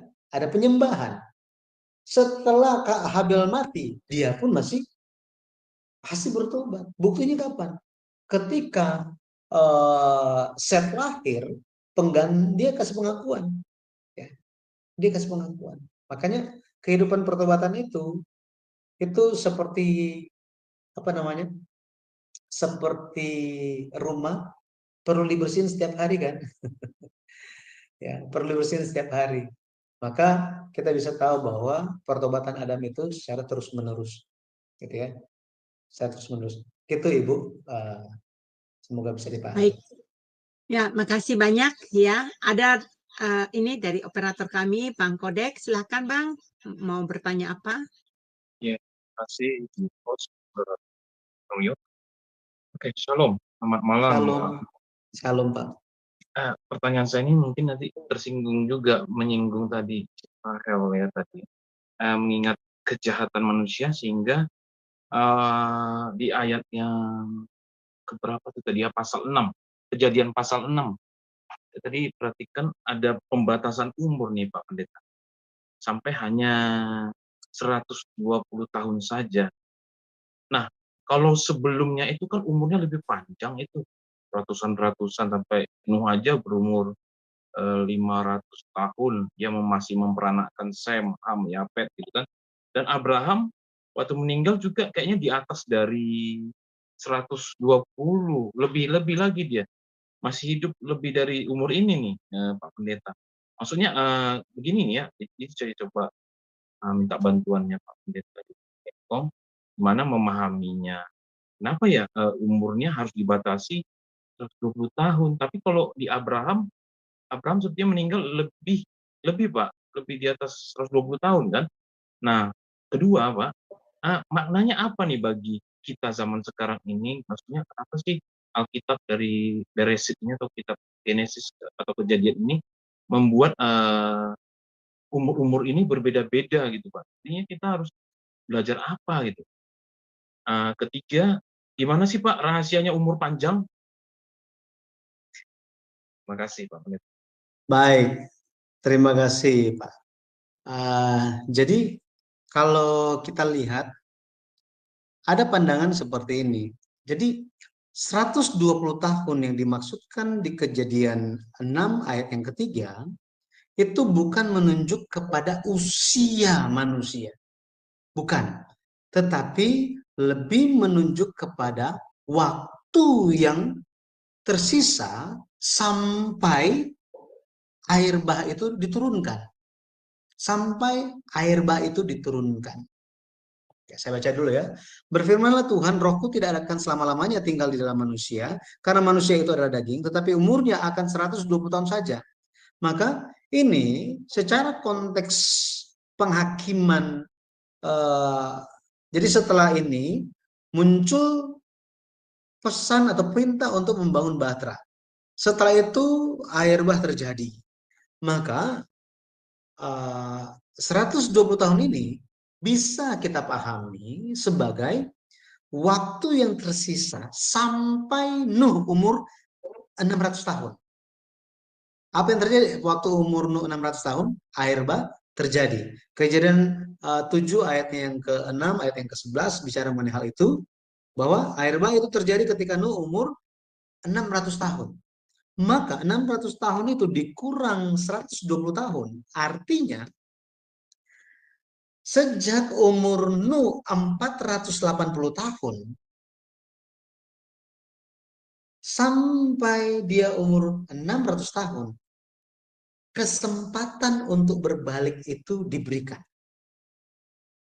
Kesempatan untuk berbalik itu diberikan. Khususnya, karena sudah di sini, khususnya kakek dari Nuh namanya Metusala. Metusala arti namanya ketika dia mati akhir dikirim. Ketika dia mati akhir dikirim. Nah, luar biasanya di tahun Metusala itu mati, air bah terjadi. Waktu umur Nuh 600 tahun, Metusala kakek dia itu umurnya 969 tahun. 699 tahun. Di waktu itu, di tahun itu, air bah terjadi. Sehingga kita bisa pahami begini. Ketika umur Nuh 480 tahun dan Metusala berumur 849 tahun, ini adalah 120 tahun sebelum air bah terjadi. Sebelum air bah terjadi. Sehingga ini merupakan masa waktu akhir, kesempatan. Ini kalau di handphone itu namanya grace period. Sebelum mati total itu handphone. Gitu ya, nomor teleponnya. Ini merupakan masa terakhir untuk manusia berbalik. Ini kita bisa lihat dari sisi yang seperti ini juga. Gitu ya. Nah, maknanya bagi kita apa? Betul ya? Maknanya bagi kita apa? Di hari-hari akhir, Rasul Petrus, Rasul Yohanes, mereka berbicara bahwa antikristus akan datang dan akan berbicara tentang hal yang sama. Katanya Tuhan akan datang, akan datang, akan datang. Tetap mana? Dunia tetap sama dari dulu sampai sekarang. Tetap sama, nggak ada yang berubah sejak dunia dijadikan. Nggak ada yang berubah. Tuhan mau datang, Tuhan mau datang. Itu cuma apa? Cuma bualan orang Kristen doang. Tetapi Tuhan pasti datang. Tuhan pasti datang. Bagi mereka yang memperhatikan, maka akan melihat waktunya sudah dekat. Bagi mereka yang tidak memperhatikan, itu nanti masih lama. Gitu ya. Tetapi ada waktu yang telah Tuhan tentukan. Waktu akhir itu. Ya. Waktu segala sesuatunya dihakimi, segala sesuatunya selesai. Waktu ketika Yesus datang kembali. Semua ada waktunya. Hal ini juga digambarkan lewat tahun usia terpanjang di dunia. Rekor manusia terpanjang, yang hidup terpanjang di dunia, itu adalah siapa? Metusala. Betul ya? Metusala. Dia adalah manusia yang hidup paling panjang di bumi ini. Sampai 969 tahun. 969 tahun. Tetapi di hari dia mati, terjadi seperti arti namanya. Ketika dia mati, ketika anak ini mati, akhir atau penghakiman dikirim. Metusala, bahasa Ibrani. Nah ini memberikan makna kepada kita.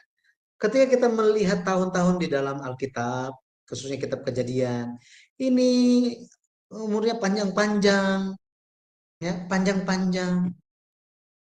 Buat apa panjang-panjang? Kita bisa melihat bahwa mereka hidupnya hampir 1000 tahun. Itu untuk memastikan pewarisan iman itu sudah terjadi. Untuk memastikan. Di sisi yang lain, kesempatan untuk menerima banyak Ya, banyak kesaksian itu diberikan kepada mereka. Maksudnya apa? Banyak manusia waktu itu. Tetapi siapa yang mendengarkan firman? Keturunan Kain, mereka nggak mau mendengarkan firman. Yang menjadi permasalahan siapa? Keturunan-keturunan yang beriman, punya keluarga beriman sekalipun, tetapi meskipun mendengar firman Tuhan, mendengar cerita tentang penghakiman Tuhan, tentang janji Tuhan, tentang pemulihan dari Tuhan, tentang pertobatan, tentang beribadah, ada yang terima, ada yang tidak. Ternyata yang terima lebih sedikit dibanding yang menolak. Yang apa? Cuma lewat begitu saja. Makanya Yesus bilang apa? Jalan menuju kehidupan itu sempit dan sedikit orang yang melaluinya. Tetapi jalan menuju kebinasaan lebar dan banyak orang melalui jalan itu. Pada akhirnya siapa yang akan menjadi orang-orang yang berjalan di jalan yang sempit?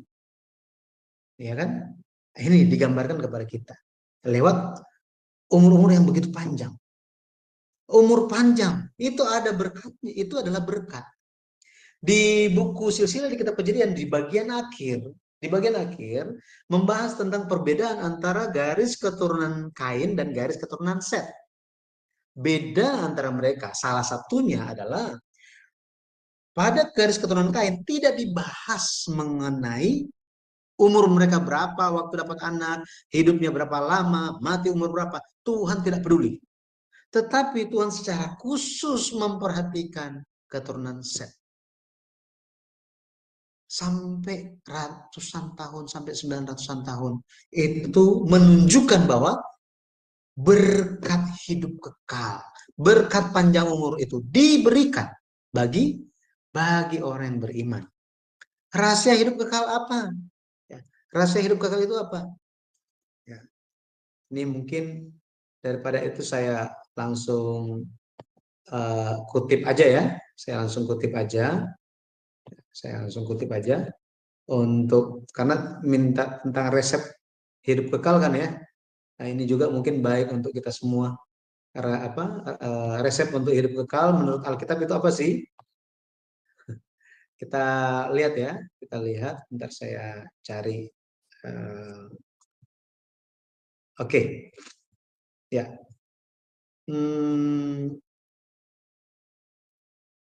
Sebentar saya share dulu. Jadi di buku Silsilah di Kitab Kejadian, halamannya yang ke-215 dicatat, gitu ya, dicatat tentang perbedaan catatan umur panjang dari garis keturunan Kain dan garis keturunan Set, ya. Nah, apakah rahasia di balik umur panjang mereka? Yang pertama, takut akan Allah. Takut akan Allah. Ya. Alkitab banyak menjelaskan rahasia terbesar umur panjang itu adalah takut akan Allah. Ini ayat-ayatnya. Ini ayat-ayatnya. Ulangan 4 ayat ini banyak sekali ayat-ayatnya ya. Amsal 10 ayat 7. Takut akan Tuhan memperpanjang umur, tetapi tahun-tahun orang fasik diperpendek. Gitu ya. Takut akan Allah bicara tentang apa? Mengenal Allah itu sebagai sosok yang harus ditakuti, harus dihormati tanpa dusta, harus dilayani dengan sepenuh hati. Gitu ya. Nah, kemudian yang kedua itu apa? Yang kedua resepnya untuk hidup kekal adalah menjauhkan diri dari dosa. Makanya bisa hidup panjang umur.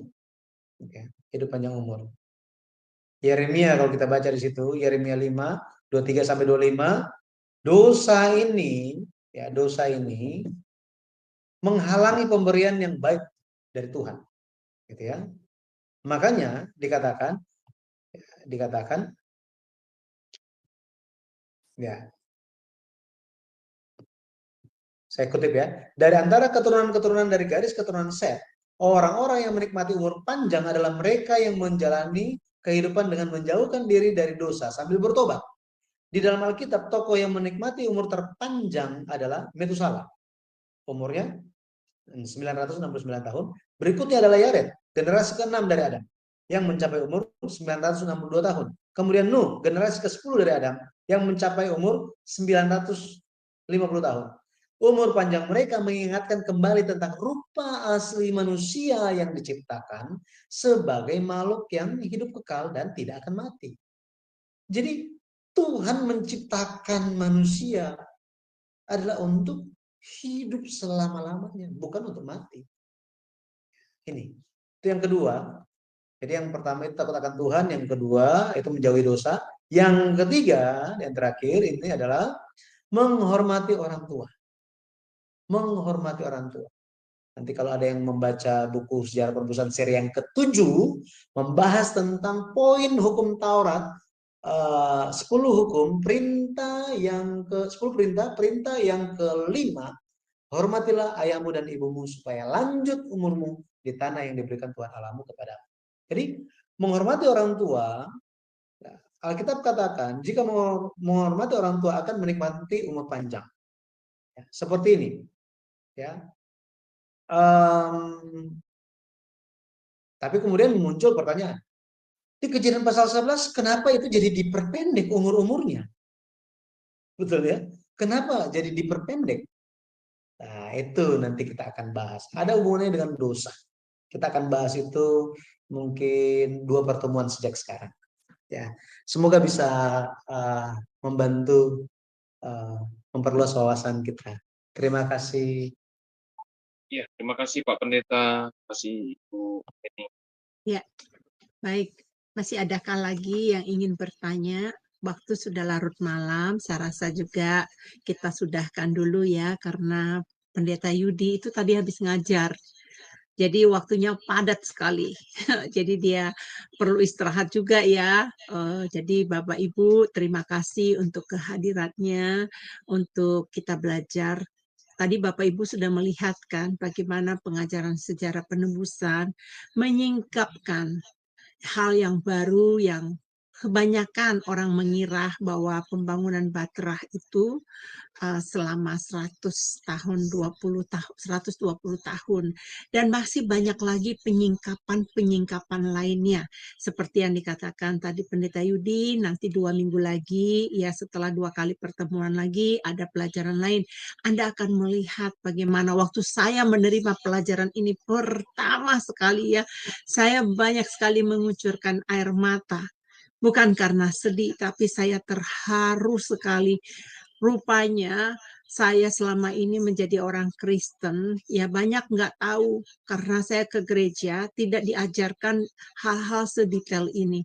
Nanti yang dikatakan di buku-buku sejarah penebusan yang dikatakan bahwa penyingkapan pertama di dunia. Nah, di dunia loh. Ya, makanya saya salut sekali dengan pengajaran sejarah penebusan. Buktikan teman-teman, buktikan. Kalau Anda tidak belajar, Anda tidak akan membuktikan. Nanti buktikan sendiri. Nanti baru Anda tahu, oh iya, ternyata. Nah, Sister Rachel sudah ada di sini di tengah-tengah kita. Dia sampai sekarang, dia bilang, waduh saya nggak mau mundur. Saya lagi terus belajar. Kenapa?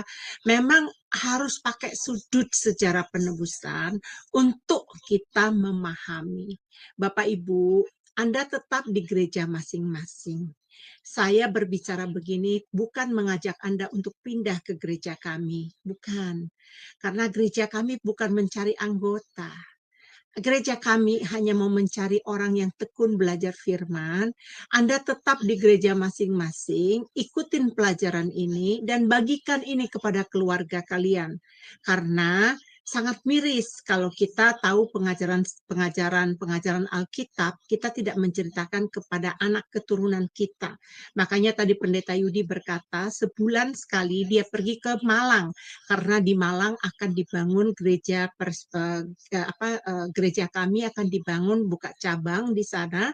Ya, di sana tuh banyak sekali jiwa-jiwa yang sudah tua-tua kan. Nah, makanya tadi Pendeta Yudi berkata kepada ibu-ibu, ayo ceritakan ini kepada keluarga kalian, ceritakan ini kepada anak-anak kalian, kepada cucu-cucu kalian gitu. Nah, kita juga demikian. Ceritakan. Kalau waktu kita menceritakan itu terpahat pengertian pengajaran firman Tuhan yang lebih mendalam. Baik Bapak Ibu, sampai ketemu lagi di minggu depan. Sebelumnya, mari kita menerima berkat dari Pendeta Yudi untuk merampung juga apa pelajaran yang hari ini kita dapat, dan kita serahkan kepada Pendeta Yudi untuk berdoa dan kita menerima berkat. Silakan Pak Pendeta. Baik, mari kita berdoa.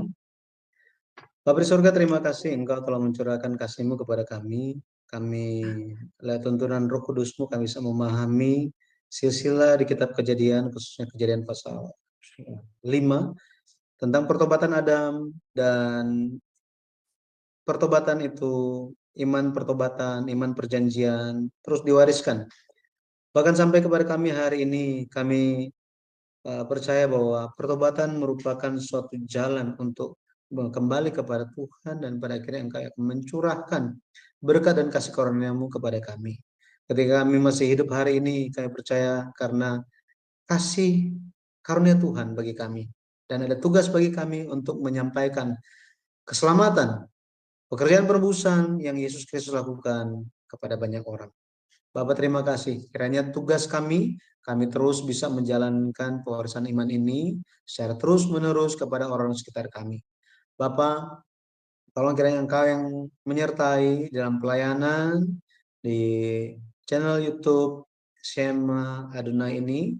Biarlah Bapak Engkau yang menyertai, memberikan kekuatan, kesehatan bagi setiap pengerja, setiap operator, dan juga orang-orang yang melayani. Biarlah Bapak Engkau yang menjaga mereka, kehidupan mereka, dan juga keluarga mereka. Lebih lagi ya Bapak, segala hal yang dilakukan memuliakan nama Tuhan saja, dan hal-hal yang dimintakan dalam doa Engkau yang akan mengabulkannya. Bapak, kami juga berdoa, biarlah Engkau yang menyertai setiap peserta yang mengikuti pelajaran ini lewat Zoom ataupun lewat YouTube channel atau lewat live di medsos yang lainnya. Bapak, kiranya Engkau yang mencurahkan kasih karunia-Mu sehingga kami semua bisa melihat suatu misi yang Engkau titipkan bagi kami, yaitu pengenalan akan Tuhan semakin memenuhi bumi seperti air laut menutupi lautan. Bagaimana kemuliaan Tuhan pada akhirnya akan memenuhi bumi. Bagaimana supaya banyak orang akan berbondong-bondong mencari pengajaran firman-Mu, dan Engkau yang akan mengajarkan kami semua tentang jalan-jalan. Terima kasih ya Bapak, terima kasih. Kami menyerahkan sisa hari ini semuanya di dalam tangan kasih-Mu. Sampai kami bertemu kembali, kiranya Bapak kasih karunia-Mu yang senantiasa menyertai kami. Dengan meninggikan nama Yesus Kristus yang kudus kami berdoa. Amin.